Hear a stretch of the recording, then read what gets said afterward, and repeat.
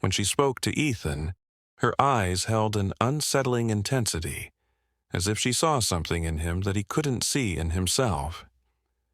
Then, out of nowhere, she proposed. A broke student marries a billionaire widow, only to uncover a terrifying secret. Her previous husbands never truly disappeared. As he unravels the truth, he realizes he's not the first Ethan Carter, and his time is running out. But before we start the video, let us know where you're watching this video, and if you like this story, don't forget to subscribe, Story Store, and please share your thoughts about this story in comment section.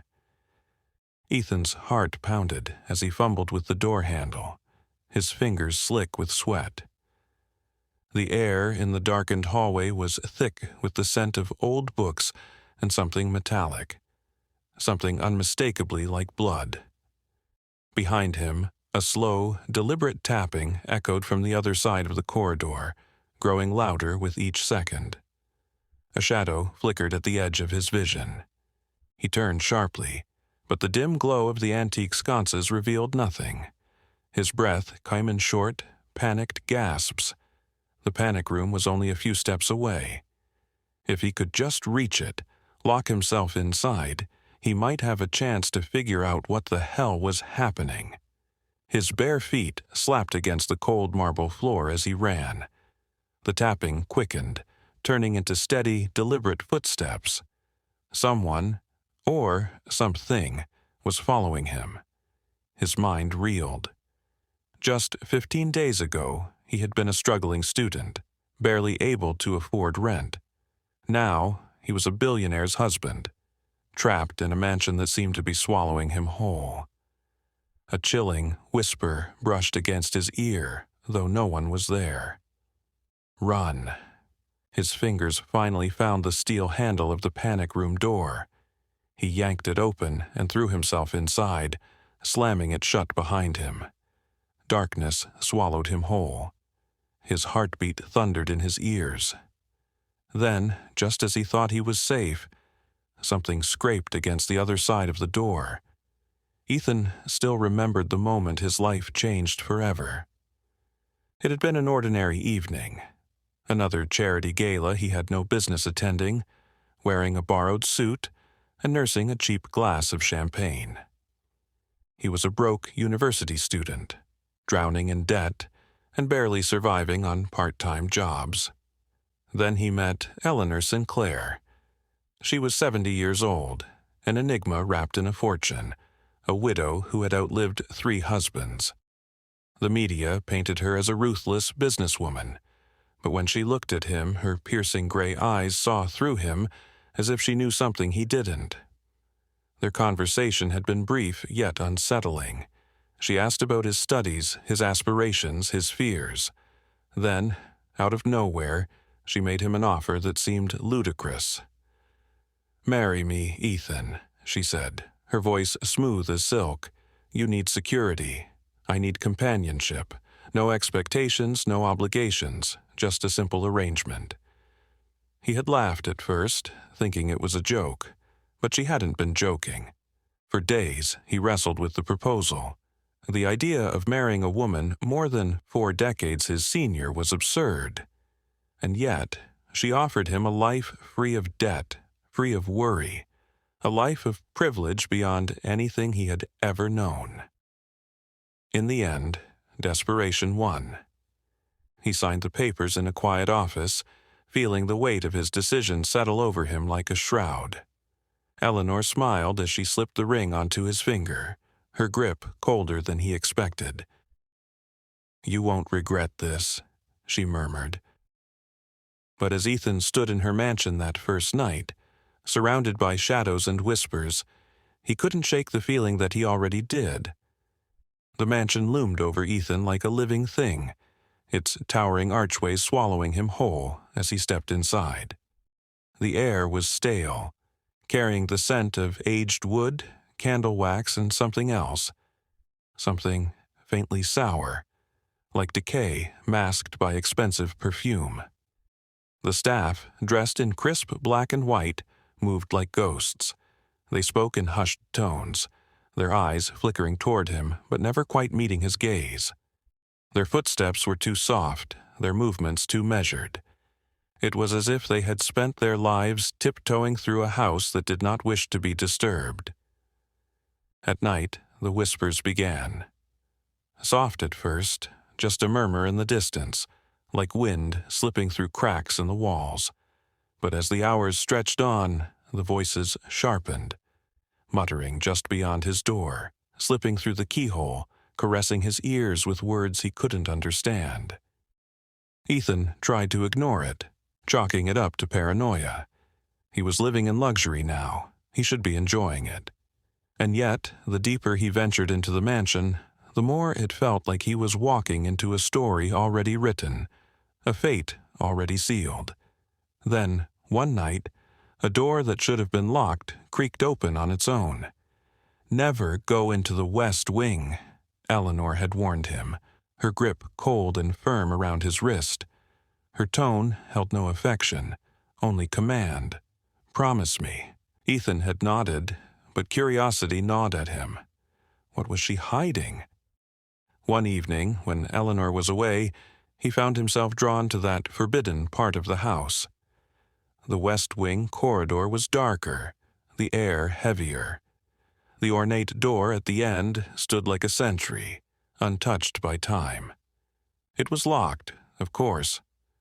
But as Ethan pressed his hand against the frame, he noticed something. A faint breeze.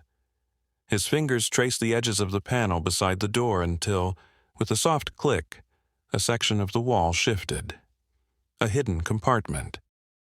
Inside, a single rusted key sat on a velvet cushion. His pulse quickened as he took it, feeling its weight. He hesitated, then slid the key into the lock. The door groaned open, revealing a room untouched by light.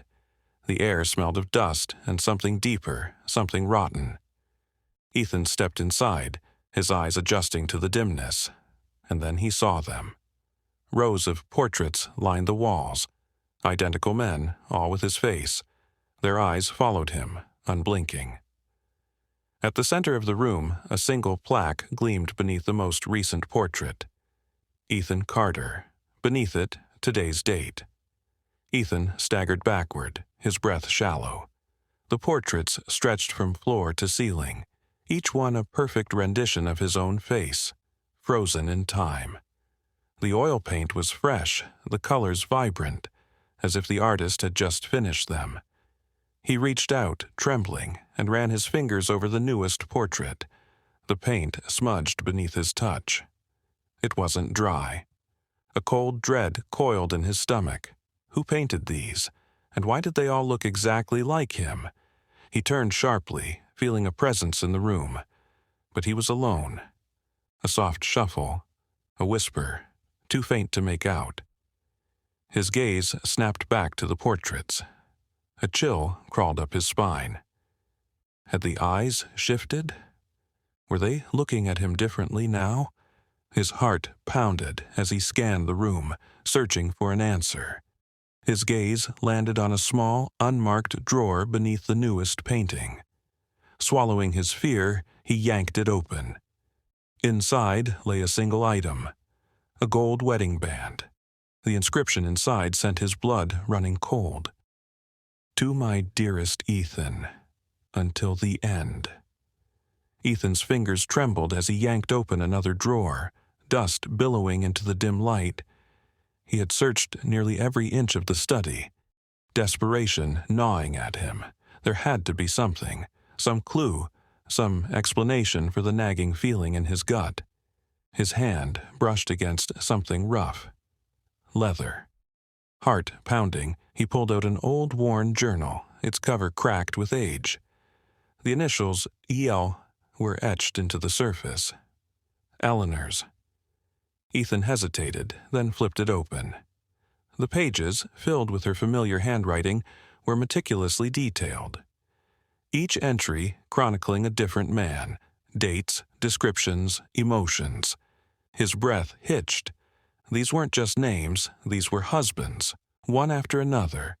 Page after page, their stories unfolded in ink, their presence in her life recorded with eerie precision. Some entries spoke of love, of passion, of promises whispered in the dark. Others faded into uncertainty, trailing off as if cut short. Then he noticed something chilling. A pattern. Each man had vanished. Exactly 15 days after their wedding. Ethan's blood ran cold as he counted the days since his own wedding. 14. His eyes darted to the clock. Midnight was only hours away. The air around him seemed to thicken, the walls pressing in. Was this journal a confession? A warning? He swallowed hard, his mind spinning. Tomorrow was his anniversary. Would it also be his last? Ethan lay in bed, eyes fixed on the ceiling, heart hammering in his chest. Sleep felt impossible. The journal's words echoed in his mind, each sentence carving deeper into his fear. 14 days. Every husband before him had disappeared on the 15th. Beside him, Eleanor's breathing was soft, steady, too steady, almost rehearsed. He turned his head slightly, watching her in the moonlight. She looked peaceful, as if nothing was wrong, as if she hadn't written those pages, as if she wasn't waiting for midnight to strike. Or was he imagining it? A floorboard creaked, not in their room, somewhere beyond the hall. Ethan tensed. The house had always been quiet at night, yet now it felt alive, pulsing with secrets. Was someone there? Or something? His instincts screamed at him to run, to get up, grab his things and leave before it was too late. But where would he go? What if she woke up and caught him? Ethan's fingers curled into the sheets. He had to think, plan, survive. Morning was only hours away. But could he last that long? Or worse, was it already too late? By the time evening arrived, Ethan had made his decision. He wouldn't stay past midnight. He needed to leave, needed to escape before he became another name in that journal. But Eleanor had other plans. The dining room was bathed in soft candlelight, the scent of rosemary and wine lingering in the air. Eleanor sat across from him, radiant as always, her emerald eyes watching him too closely. "A toast," she said, lifting her glass. "To us. To our future." Ethan forced a smile and raised his own, careful not to drink. Was it poisoned? His pulse quickened. Eleanor took a slow sip of her wine, her gaze never leaving his. "You seem distant tonight," she murmured. "Are you having doubts?" His throat tightened. "No, of course not. Just overwhelmed." He hoped she couldn't hear the tremor in his voice. She tilted her head slightly as if studying him. "You've been acting strange since this morning." A pause, then a smile. Too perfect. "You read it, didn't you?" Ethan's blood turned to ice. "Read what?" He feigned confusion, but his hands felt clammy. "The journal." She leaned in slightly, her voice softer now. "You shouldn't have done that." Ethan swallowed hard. She knew. And now he was running out of time. Ethan's hands shook as he stuffed clothes into a bag. He had to leave. Now every instinct screamed at him. If he stayed past midnight, he'd vanish like the others. The mansion was eerily silent, the kind of silence that felt intentional, as if the walls themselves were listening. He tiptoed toward the door, every creak of the floorboard setting his nerves on edge. Then he heard it. A sound, faint but unmistakable, a humming. It wasn't coming from the bedroom. It was deeper in the house, the west wing. Ethan froze. "Just leave. Don't be stupid." But his feet refused to move. Something about the sound pulled him in, an eerie, mechanical rhythm that didn't belong in an old mansion. Against every ounce of self-preservation, he followed it. The hallways stretched endlessly in the dim light. Then, at the end of the corridor, he saw it. A false bookshelf, slightly ajar. Behind it, a spiral staircase led down into darkness, and the humming grew louder. Ethan hesitated at the top of the staircase, his breath shallow. Turn back. Run. But curiosity clawed at him, pushing him downward, one cautious step at a time. The air grew colder. The humming deepened. At the bottom, he found a hidden underground chamber. His stomach twisted. This wasn't a wine cellar. The walls were lined with enormous metallic pods, each one glowing faintly. Ethan edged closer, dread curling in his gut. He wiped the condensation off one pod's glass surface and nearly collapsed. Inside was a man. No, not just a man, himself. He stumbled back, heart hammering. He turned to another pod, another Ethan, and another, and another. Panic surged through him. Eleanor hadn't been killing her husbands. She had been cloning them. A sudden noise made him whirl around. A slow, deliberate clap echoed through the chamber. Ethan turned, dread sinking deep into his bones. Eleanor stood in the doorway, her eyes gleaming. "I was hoping you wouldn't find this," she said, stepping forward. But then again, curiosity is what makes you so perfect. Ethan's pulse pounded in his ears as Eleanor stepped closer, the glow from the pods casting eerie shadows across her face. "I was hoping you wouldn't find this," she murmured, her voice almost regretful. "Not yet." Ethan took a step back, his mind racing. What is this?" He motioned toward the pods, his throat dry. "Why do they all look like me?" Eleanor sighed, as if disappointed. "Because, Ethan, they are you. Or at least, previous versions." His stomach lurched. Previous versions? She tilted her head, watching him like a scientist studies an experiment. "You're not the first Ethan Carter. You're the best one yet." Ethan shook his head, his body numb. "That's impossible." But the proof surrounded him. Rows and rows of men exactly like him, trapped in frozen slumber. How many had there been before him? Eleanor took another step, her emerald eyes glinting. "I've spent years perfecting you, Ethan. Each version had flaws, fear, doubt, rebellion. But you're different. You're almost right." "Almost," Ethan echoed, his breath shallow. She reached out, brushing his cheek with the back of her fingers. He flinched. "There's always something missing," she whispered. "But maybe this time I finally got it right." Rage and terror warred within him. He wasn't her husband. He was her experiment. A flashing red light caught his attention. A control panel. A way out. Eleanor must have noticed his glance because she sighed. "Don't do anything reckless, love." Ethan's body moved before his mind did. He lunged, shoving her aside and slamming his fist into the panel. The alarms screamed.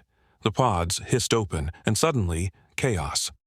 The clones stirred, eyes fluttering open, confused, disoriented. Then realization dawned, and fury. Ethan ran, their shouts and Eleanor's voice chasing him up the staircase. The mansion trembled, glass shattered, the world crumbled behind him.